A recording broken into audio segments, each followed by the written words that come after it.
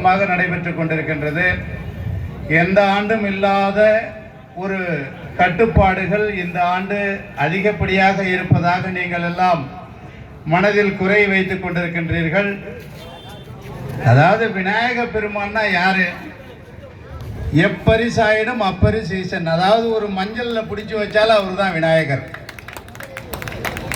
எவ்வளவு கட்டுப்பாடு வேணாலும் இருக்கட்டும், எவ்வளவு பெருசு தான் கொண்டு போய் நம்ம கூட இதுல கரைக்கணுங்கிறது இல்லை.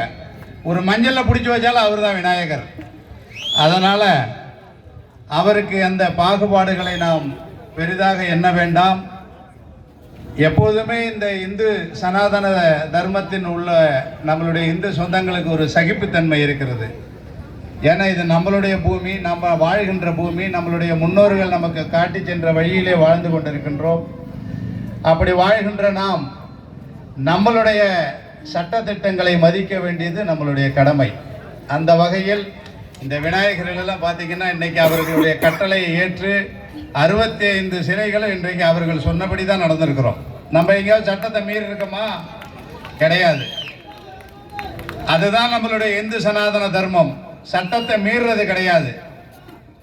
அதே போல இன்றைக்கு இந்த மகாவிஷ்ணுவினுடைய விஷயம் சர்ச்சையாகி கொண்டிருக்கின்றது.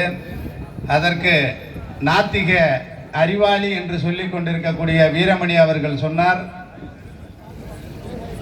அரசு பள்ளிக்கூடங்களில் அறிவியல் சார்ந்த அறிவுதான் பேசப்பட வேண்டும் என்று. அந்த அறிவியல் சார்ந்த அறிவு எங்கிருந்து வந்தது? ஆன்மீகம் இல்லாத அறிவியல் அறிவு யாரை எந்த உலகத்தில் எங்கும் இல்லை. இன்றைக்கு இந்த பாரத புண்ணிய பூமியில்